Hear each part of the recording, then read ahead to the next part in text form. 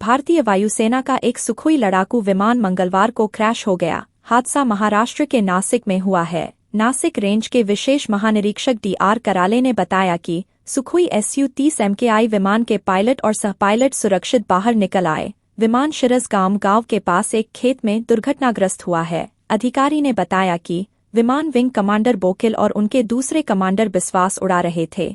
एक अन्य पुलिस अधिकारी ने बताया कि दोनों पायलट सुरक्षित बाहर निकल आए और उन्हें मामूली चोटें आई हैं। उन्हें HAL अस्पताल में भर्ती कराया गया है। उन्होंने आगे बताया कि दुर्घटनाग्रस्त होने के बाद विमान में आग लग गई, जिसे बुझा दिया गया है। विमान के हिस्से 500 मीटर के दायरे में फैले हुए हैं। भारतीय वायुसेना, HAL सुरक्षा और HAL तकनीकी इकाई की टीमों ने घटनास्थल का दौरा किया। रूसी सुखोई Su-30 MKI भारतीय वायुसेना में सबसे ताकतवर एयरक्राफ्ट माना जाता है। भारतीय वायुसेना के पास 272 सक्रिय सुखोई Su-30 MKI हैं। इस एयरक्राफ्ट में 2 इंजन हैं और 2 चालकों के बैठने की जगह है। इनमें से कुछ एयरक्राफ्ट को सुपरसोनिक मिसाइल ब्रह्मोस को लॉन्च करने के लिए भी अपग्रेड किया गया है। वजन में भारी होने के बावजूद यह लड़ाकू विमान अपनी तेज गति के लिए जाना जाता है। यह विमान आकाश में 2100 किलोमीटर प्रति घंटा की तेज रफ्तार से फर्राटा भर सकता है।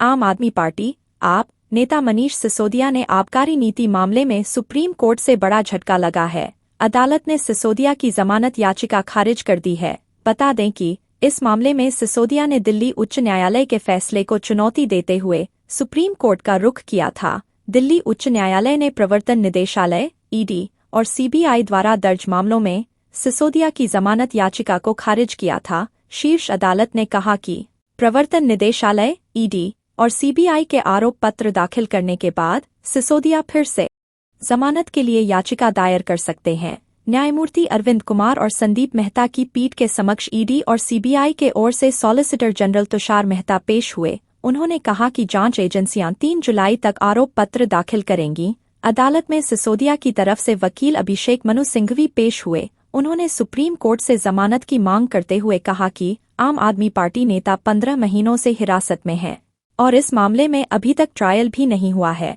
हालांकि अदालत ने कहा कि सिसोदिया की जमानत याचिका पर अभी सुनवाई नहीं हो सकती।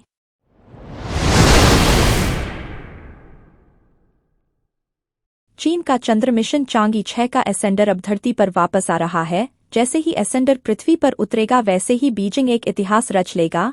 बता दें, एसेंडर मिट्टी और पत्थर का सैंपल लेकर धरती की ओर वापस आ रहा है। एसेंडर यानी वह यंत्र जो चांद की सतह से वापस उसकी कक्षा में आया है, अब वहां से सैंपल लेकर धरती की तरफ आ रहा है। गौरतलब है, चीन की स्पेस एजेंसी CNSA ने कहा कि इस यान के पिछले महीने लॉन्च किया गया था, जो 2 दिन पहले यानी 2 जून को चांद के अंधेरे वाले हिस्से में उतरा था। चंद्र मिशन चांगी 6 सफलतापूर्वक चांद के दक्षिणी ध्रुव पर उतरा था। जिस जगह चीन का चंद्रयान उतरा था वह चांद का दूरस्थ इलाका है। इस मिशन के साथ ही चीन ने अंतरिक्ष क्षेत्र में एक और बड़ी छलांग लगाई है। चीन की अंतरिक्ष एजेंसी नेशनल स्पेस एडमिनिस्ट्रेशन के हवाले से मीडिया रिपोर्ट्स में बताया गया था कि चांगी 6 चांद के दक्षिणी ध्रुव के एटकेन बेसिन क्रेटर पर उतरा। यह क्रेटर अभी तक का ज्ञात सबसे बड़ा क्रेटर है। अब एसेंडर मिट्टी और पत्थर का सैंपल लेकर धरती की ओर वापस आ रहा है।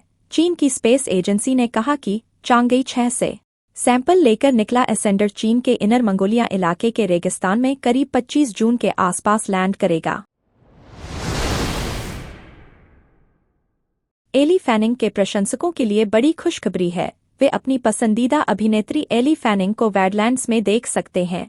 यह डैन ट्रेचिनबर्ग की फिल्म है जो प्रीडेटर ब्रह्मांड का विस्तार करती है। 20वीं सेंचुरी स्टूडियोज के लिए फिल्म का निर्देशन करने के लिए ट्रेचिनबर्ग को चुना गया है, जिसकी पटकथा उन्होंने पैट्रिक एसन के साथ मिलकर लिखी है। बैडलैंड्स ट्रेचिनबर्ग की प्रे की सफलता के बाद आई है। प्रीडेटर प्रीक्वल, जो एक महत्वपूर्ण हिट थी और हुलू पर रिलीज होने के साथ ही इसने रिकॉर्ड तोड़ दिए। 2022 की इस फिल्म को 5 प्राइम टाइम एमी के लिए नामांकित किया गया था, जिसमें से एक को साउंड एडिटिंग के लिए जीता गया। प्री प्रोडक्शन में है, जिसमें इसकी स्टार एम्बर मिडथंडर की संभावित वापसी हो सकती है। बैडलैंड्स की घोषणा फरवरी में की गई थी। उम्मीद है कि इस साल के अंत में फिल्म का निर्माण शुरू हो जाएगा। कहानी के बारे में अधिक जानकारी अभी तक साझा नहीं की गई है। इस बीच एली फैनिंग ने हाल ही में द ग्रेट के कार्यकारी निर्माता और स्टार के रूप में 3 सीजन पूरे किए, जहां उन्होंने रूसी सम्राट कैथरीन द ग्रेट की भूमिका निभाई और अपना पहला एमी नामांकन हासिल किया। –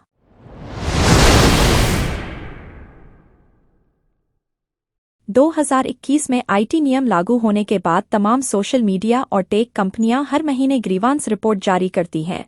दुनिया की सबसे बड़ी सोशल मीडिया साइट मेटा भी हर महीने यह रिपोर्ट जारी करती है। अब कंपनी ने अपने प्लेटफॉर्म व्हाट्सएप के लिए यह रिपोर्ट जारी की है। मेटा ने अपनी रिपोर्ट में कहा है कि अप्रैल 2024 महीने में व्हाट्सएप के 71 लाख अकाउंट बैन किए गए हैं।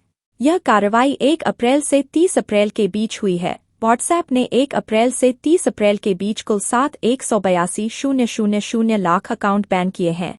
प्लेटफॉर्म पर संदिग्ध गतिविधियों की पहचान के लिए कंपनी मशीन लर्निंग और डाटा एनालिटिक्स का इस्तेमाल कर रही है। अप्रैल में व्हाट्सएप को 10,554 यूजर्स की ओर से शिकायतें मिली थीं, जिनमें अकाउंट सपोर्ट, बैन की सिफारिश, प्रोडक्ट सपोर्ट और सिक्योरिटी की शिकायतें शामिल थीं। व्हाट्सएप अकाउंट पर सबसे ज्यादा बैन पॉलिसी के उल्लंघन को लेकर लगता है। यदि आप किसी स्पैम, स्कैम और गलत सूचना के प्रचार प्रसार में शामिल होते हैं तो आपके अकाउंट को बैन किया जा सकता है। इसके अलावा यदि आप स्थानीय प्रशासन द्वारा लागू किए गए नियम को तोड़ते हैं तो भी आपके अकाउंट को बैन किया जा सकता है।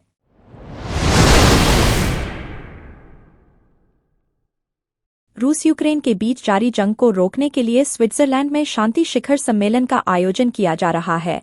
इसका मकसद संकट को खत्म करना और क्षेत्र में शांति लाना है। हालांकि भारत की ओर इस सम्मेलन में भागीदारी के स्तर पर कोई फैसला नहीं लिया गया है। नाम न छापने की शर्त पर मामले से जुड़े करीबी लोगों ने कहा कि जून के 15 से 16 के दौरान लेक ल्यूसर्न के ऊपर बर्गेनस्टॉक होटल में होने वाले यूक्रेन शिखर सम्मेलन में भारत के शामिल होने की उम्मीद है। हालांकि नई दिल्ली का प्रतिनिधित्व प्रधानमंत्री और विदेश मंत्री एस जयशंकर सहित शीर्ष नेताओं के द्वारा नहीं किया जाएगा। लोगों ने कहा, शांति शिखर सम्मेलन में भारत की भागीदारी 2022 के बाद से कोपेनहेगन, जेद्दा, माल्टा और दावोस में आयोजित वरिष्ठ सुरक्षा अधिकारियों और राजनीतिक सलाहकारों की 4 पिछली बैठकों के समान स्तर पर होने की उम्मीद है।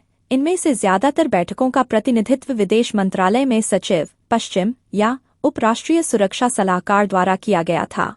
राष्ट्रीय सुरक्षा सलाहकार अजीत डोभाल ने सऊदी अरब द्वारा पिछले साल अगस्त में जेद्दा में आयोजित बैठक में भाग लिया था। उनके स्विट्जरलैंड जाने की संभावना नहीं है।